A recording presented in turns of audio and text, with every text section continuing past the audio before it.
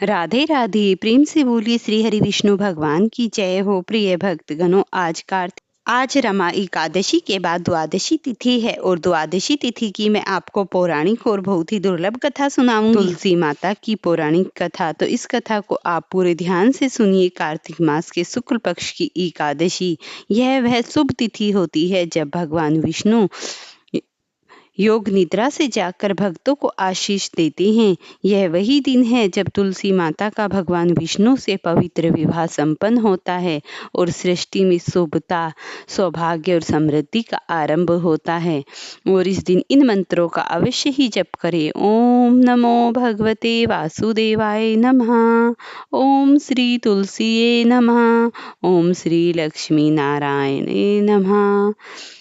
अब आप इस कथा को सुनिए। एक समय की बात है, धर्मात्मा राजा वृषध्वज के वंश में कुंवर शंखचूड़ नाम का एक बलशाली और अत्यंत तेजस्वी दानव उत्पन्न हुआ। वह भगवान विष्णु का परम भक्त था और कठोर तपस्या कर ब्रह्मा जी से अजय का वर प्राप्त कर ब्रह्मा जी से कहा, हे पुत्र, जब तक तुम्हारी पत्नी तुम्हारे पतिव्रत धर्म का पालन करेगी तब तक तुम्हें कोई पराजित नहीं कर सकेगा। शंखचूड़ की पत्नी थी तुलसी, जो पहले जन्म में गोलोक की गोपी वृंदा थी। वह भगवान विष्णु की परम उपासिका थी और सदा पतिव्रत धर्म में रहती थी। उसकी भक्ति और पतिव्रता से देवता भयभीत हो गए, क्योंकि शंखचूड़ के अजय होने के कारण से वे सब त्रास्त थे। तब सभी देवता भगवान महादेव शंकर के पास पहुंचे और उनसे सहायता मांगी। भगवान शिव ने कहा, जब तक तुलसी की पवित्रता धर्म भंग नहीं होगा, शंखचूड़ का कोई कुछ नहीं बिगाड़ सकेगा। तब तक भगवान विष्णु ने मोहिनी रूप धारण कर तुलसी के सामने उपस्थित होकर कहा, हे देवी, तुम्हारा पति युद्ध में मारा गया है, अब तुम मेरी शरण में आओ। तुलसी ने मोहिनी रूप में आए विष्णु को अपने पति समझकर उनके चरणों में प्रणाम किया। जब उसे पता चला कि यह भगवान विष्णु है तो उसने क्रोध से कहा, हे प्रभु, आपने छल से मेरा पतिव्रत धर्म तोड़ा है, अब आप पत्थर के समान जड़ बन जाएंगे। तब भगवान विष्णु ने प्रसन्न होकर कहा, हे तुलसी, तुम्हारी यह बात सत्य होगी। मैं शालिग्राम शला के रूप में धारण करूंगा और तुम भी धरती पर तुलसी के रूप में प्रतिष्ठित होकर सबकी पूजा का आधार बनोगी। तुम्हारे बिना मेरी पूजा अधूरी रहेगी। कार्तिक मास के शुक्ल पक्ष की एकादशी को हमारा विवाह होगा। जो इस दिन तुम्हारा व्रत करेगा वह अखंड सौभाग्य और मोक्ष को प्राप्त करेगा। इस प्रकार तुलसी माता पृथ्वी पर पवित्र पौधे के रूप में उत्पन्न हुई और भगवान विष्णु ने शालिग्राम शिला रूप धारण किया। इस दिन से तुलसी की परंपरा चली हुई आ रही है। इस तरीके से आप तुलसी माता की कथा सुनिए। पूर्व काल की बात है, एक बुढ़िया नित्य प्रति कार्तिक के महीने में तुलसी जी को सींचती और कहती, हे तुलसी माता, सत की दाता, मैं तेरा बिड़ला सींचती हूँ, तू मुझे बहू दे, पीताम्बर की धोती दे, मीठा मीठा ग्रास दे, बैकुंठ में बास दे, चटक की चाल दे, पटक की मौत दे, चंदन का काठ दे, रानी सा राज दे, दाल भात का भोज दे, ग्यारस की मौत दे, श्री कृष्ण का कंधा दे। तब तुलसी माता यह कहकर सुनकर तुलसी सूखने लगी तो भगवान ने पूछा, हे तुलसी, तुम क्यों सूख रही हो? तुलसी माता ने कहा, एक बुढ़िया रोज आती है और वह हर रोज यही बात कहती है, मैं सब बात तो पूरा कर दूंगी, लेकिन कृष्ण का कंधा कहाँ से लाऊंगी? तो भगवान बोले, जब वो मरेगी तो मैं अपने आप कंधा देने आऊंगा, तो बुढ़िया माई से कह देना। जब बुढ़िया माई मारी गई तब लोग आए, लेकिन किसी से भी बुढ़िया माई हिली तक न। किसी ने उसे उठाने की भी कोशिश की तो तब भगवान विष्णु ने 12 वर्ष के बालक का रूप धारण करके उसके पास आए। बालक ने कहा, उसके कान में कहा कि मैं कान में एक बात कहूंगा तो बुढ़िया माई उठ जाएगी। बालक ने कान में कहा, बुढ़िया माई, मन की निकाल ले, पीताम्बर की धोती ले, मीठा मीठा ग्रास ले, बैकुंठ में वास ले, चटक की चाल ले, पटक की मौत ले, श्री कृष्ण का कंधा ले। यह सुनकर बुढ़िया माई हल्की हो गई। भगवान ने कंधा दिया और बुढ़िया माई को मुक्ति मिल गई। हे तुलसी माता, सुख की दाता। इस तरीके से तुलसी माता अति प्रसन्न हुई। कार्तिक माह में सभी औरतें तुलसी जी को जल से सींचा करती थी। एक बुढ़िया भी जो कार्तिक माह में तुलसी को सींचती थी, और जब वह सींचती तो तुलसी माता से कहती, हे तुलसी माता सत की दाता, मैं तेरा बिड़वा सींचती हूँ, तू मुझे बहू दे, पीले रंग की धोती दे, मीठा ग्रास दे, बैकुंठ में वास दे, अच्छी मौत दे, चंदन का काठ दे, अच्छा राज दे, खाने को दाल भात दे, और 11 के दिन कृष्ण का कंधा दे। बुढ़िया माँ की यह बात सुनकर श्री कृष्ण का कहा, कंधा कहाँ से लाऊंगी? तो तुलसी माता सूखने लगी। तुलसी माता को यूं सूखते देख भगवान ने पूछा, तुलसी तुम नित्य प्रतिदिन क्यों सूखती जा रही हो? तुलसी माता ने कहा, बस मेरे मन की बात मत पूछो। भगवान ने कहा कि मैं नहीं पूछूंगा तो कौन पूछेगा? इस पर तुलसी माता कहती है कि एक बुढ़िया आती है और अपनी बात कहकर चली जाती है, मैं उसकी सभी बातें तो पूरी कर दूंगी, लेकिन कृष्ण का कंधा कहाँ से लाऊंगी? इसके बाद बुढ़िया माई मर गई, और इसके बाद गांव वाले सब इकट्ठा हो गए और अंतिम संस्कार आने पर उसे उठाने लगे, लेकिन वह बहुत भारी हो गई थी, जिससे वह टस से मस नहीं हुई। सभी बोले कि यह तो बहुत संस्कारी थी, परंतु पूजा पाठ करती थी, कोई पाप नहीं किया, और इतनी भारी कैसे हो गई? बूढ़े ब्राह्मण के वेश में भगवान आए और कहने लगे कि यह भीड़ कैसी है? तब गांव वाले बोले कि यह बुढ़िया मर गई और इतनी पापिन थी कि उसकी अर्थी नहीं उठ रही है, बहुत भारी हो गई है। तब भगवान ने कहा कि मुझे कान में कुछ कहने दो, यह फिर उठ जाएगी। भगवान बुढ़िया के पास गए और उसके कान में कहा, माई अपने मन की निकाल ले, पीताम्बर की धोती ले, मीठा मीठा ग्रास ले, बैकुंठ में वास ले, चटक की चाल ले, चंदन का काठ ले, झांझर की झनकार ले, दाल भात और श्री कृष्ण का कंधा ले। भगवान की सभी बातें सुनकर बुढ़िया हल्की हो गई। भगवान अपने कंधे पर उसे ले गए और बुढ़िया की मुक्ति हो गई। सभी बैकुंठ को चली गई, और तुलसी माता जैसे अपने उस बुढ़िया की मुक्ति हुई, वैसे ही सभी की करना। जैसे भगवान ने उसे कंधा दिया, हमें भी देना। कार्तिक स्नान के साथ तुलसी जी के पूजन को भी अत्यधिक महत्वता है। इसी माह में तुलसी जी का विवाह भी कराया जाता है। जिन्हें कन्या संतान नहीं होती, वह तुलसी जी का विवाह कर शालिग्राम से विवाह कराकर कन्यादान का सुख पाते हैं। की कथा। पौराणिक कथा के अनुसार तुलसी से जुड़ी यह कथा बहुत ही प्रचलित है। श्रीमद् देवी भागवत पुराण में इसके अवतरण की दिव्य लीला कथा भी बनाई गई है। एक बार शिव ने अपने तेज को समुद्र में फेंक दिया था। उससे एक महातेजस्वी बालक ने जन्म लिया। यह बालक आगे चलकर जलंधर के नाम से पराक्रमी दैत्य राजा बन गया। इसकी राजधानी का नाम जलंधर नगरी था। दैत्यराज कालनेमी की कन्या वृंदा का विवाह जलंधर से हुआ। जलांधर महाराक्षस था। अपनी सत्ता के मद में चूर उसने माता लक्ष्मी को पाने के लिए कामना से युद्ध किया, परंतु समुद्र में से ही उत्पन्न होने के कारण माता लक्ष्मी ने उसे भाई के रूप में स्वीकार किया। वहां से पराजित होकर वह देवी पार्वती को पाने की लालसा में कैलाश पर्वत पर गया। भगवान देवाधिदेव शिव का ही रूप धरकर माता पार्वती के समीप गया, परंतु मां ने अपने योग बल से उसे तुरंत पहचान लिया तथा वहां से वह अंतर्धान हो गई। देवी पार्वती ने क्रुद्ध होकर सारा वृत्तांत भगवान विष्णु को सुनाया। क्रुद्ध होकर सारा वृत्तांत सुनकर भगवान विष्णु ने जलांधर की पत्नी वृंदा को, अत्यंत पतिव्रता स्त्री थी, उसी के पतिव्रत धर्म की शक्ति से जलांधर ने तो मारा, और उसी के पतिव्रत धर्म की शक्ति से जलांधर हमेशा के लिए किसी से पराजित भी नहीं होता था। इसीलिए जलांधर का नाश करने के लिए वृंदा के पतिव्रत धर्म को भंग करना बहुत ही जरूरी था, तभी जलंधर मारा जा सकता था। इसी कारण भगवान विष्णु ऋषि का वेश धारण करके वन में जा पहुंचे, जहां वृंदा अकेली भ्रमण कर रही थी।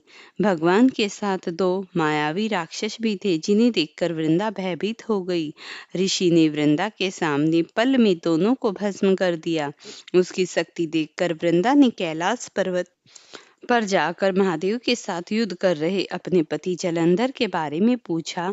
ऋषि ने अपनी माया जाल से 2 वानर प्रकट किए। एक वानर के हाथ में जलंधर का सर था तथा दूसरे के हाथ में धड़। अपने पति की यह दशा देखकर वृंदा मूर्छित होकर गिर पड़ी। होश में आने पर उन्होंने ऋषि रूपी भगवान से विनती की कि वह उसके पति को जीवित करें। भगवान ने अपनी माया से पुनः जलंधर का सर धड़ से जोड़ दिया, परंतु स्वयं भी वह उसी शरीर में प्रवेश कर गए। वृंदा को इस छल का जरा आभास न हुआ। जलंधर अपने भगवान के साथ वृंदा पतिव्रता का व्यवहार करने लगी, जिससे उसका सतीत्व भंग हो गया। ऐसा होते ही वृंदा का पति जलंधर युद्ध में हार गया। इस सारी लीला का जब वृंदा को पता चला तो उसने क्रुद्ध होकर भगवान विष्णु को शिला होने का श्राप दे दिया तथा स्वयं सती हो गई। जहाँ वृंदा भस्म हुई थी वहां तुलसी का पौधा उगा। भगवान विष्णु ने वृंदा से कहा, हे वृंदा, तुम अपने सतीत्व के कारण मुझे लक्ष्मी से भी अधिक प्रिय हो गई हो। अब तुम तुलसी के रूप में सदा मेरे साथ रहोगी। जो मनुष्य भी मेरे शालिग्राम रूप के साथ तुलसी का विवाह करेगा उसे इस लोक और परलोक में विपुल यश प्राप्त होगा। जिस घर में तुलसी होती है वहां यम के दूत भी असमंजस्य जा सकते हैं। गंगा नर्मदा के जल में स्नान तथा तुलसी का पूजन बराबर माना जाता है। चाहे मनुष्य कितना भी पापी क्यों न हो, मृत्यु के समय जिसके प्राण मंजरी रहित तुलसी और गंगा जल मुख में रखकर निकल जाते हैं, वह पापों से मुक्त होकर वैकुंठ धाम को प्राप्त होता है। जो मनुष्य तुलसी व आंवले की छाया में अपने पितरों का श्राद्ध करता है, उसके पितर मोक्ष को प्राप्त हो जाते हैं। उसी दैत्य जलंधर की यह भूमि जलंधर नाम से विख्यात है। सती वृंदा का मंदिर मोहलाटा में किशनचंद में स्थित है, जहाँ पर आज भी हर लोग कार्तिक मास में 40 कोस दूर जाकर स्नान आदि करके गंगा में अपने जीवन को सफल बना लेते हैं। अब आप कार्तिक मास में सुनी जाने वाली 12वें अध्याय की कथा सुनिए। श्री नारद जी बोले, जलंधर राक्षस को फिर आता हुआ देखकर सभी इंद्रादि देवता भय से कांप गए। विष्णु भगवान की स्तुति करने लगे। देवव्रत बोले, हे भगवान, आप मत्स्य कुमारती कितने ही अवतार धारण करने वाले, अपने भक्तों के कार्यों को उन्नत रखने वाले तथा सर्वदा दुखियों के दुखों का नाश करने आए थे तथा ब्रह्मा विष्णु और शिव धारण कर संसार की उत्पत्ति, पालन तथा संहार करने आए थे। गदा, शंख, चक्र, पदा और तलवार अपने हाथों में धारण किए हैं। ऐसे भगवान आपको नमस्कार है। आप श्री लक्ष्मी के पति, दैत्यों का विनाश करने वाले, गरुड़ पर सवारी करने वाले, पीतांबरधारी, यज्ञादि समस्त क्रियाओं को परिपूर्ण करने वाले और विघ्नों को दूर करने वाले विष्णु भगवान, इस प्रकार आपको बारंबार प्रणाम है। हे विष्णु, आप राक्षसों से पीड़ित देवताओं के दुख रूपी पर्वत के लिए व्रज से सदृश्य हैं। आप शेष रूपी सैया पर शयन करते हैं। सूर्य तथा चंद्रमा ये दोनों आपके नेत्र हैं। इसी प्रकार स्वरूपधारी हम आपको बारंबार प्रणाम करते हैं। नारद जी ने कहा, जो प्राणी संकट को नाश करने वाले स्तोत्र का पाठ करेगा वह विष्णु भगवान की कृपा से कभी दुखी न होगा। देवतागण इस प्रकार की स्तुति करने लगे। तब विष्णु भगवान को देवताओं की विपत्ति का ज्ञान हुआ। विष्णु भगवान तुरंत सैया से उठकर खड़े हुए और उदास होते हुए गरुड़ पर सवार होकर लक्ष्मी जी से कहने लगी। श्री भगवान ने कहा, तुम्हारे भाई जलंधर ने देवताओं को बहुत कष्ट दिया है। देवताओं ने मुझे युद्ध के लिए बुलाया है, अतः शीघ्रता पूर्वक मैं वहां जाऊंगा। लक्ष्मी जी ने कहा, नाथ, हे कृपा निधि, मैं आपकी प्यारी पत्नी हूँ। यदि मैं सर्वदा आप में भक्ति रखती हूँ तो आप मेरे भाई को युद्ध में कैसे मार सकेंगे।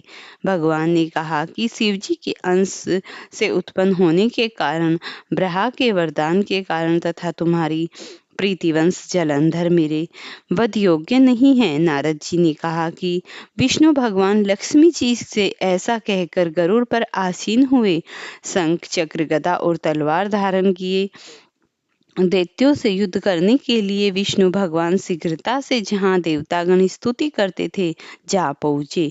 तदंतर गरुड़ के पंखों द्वारा प्रोत्साहित वायु के वेग से पीड़ित होकर दैत्यगण आकाश में उड़ने लगे। जिस तरह वायु से आहत होकर मेघ आकाश में उड़ते हैं, दैत्याधीश जलंधर राक्षसों को वायु पीड़ित देखकर क्रोधित होता हुआ उछलकर विष्णु के समीप पहुँच गया और विष्णु के समीप पहुंचने पर उसने अति हाहाकार मचा दिया। इससे समस्त लोगों में हाहाकार मचा और विष्णु भगवान ने उसे मारने के लिए अपने तेज की खड्ग पर उसे पूरी तैयारी से मारना प्रारंभ कर दिया।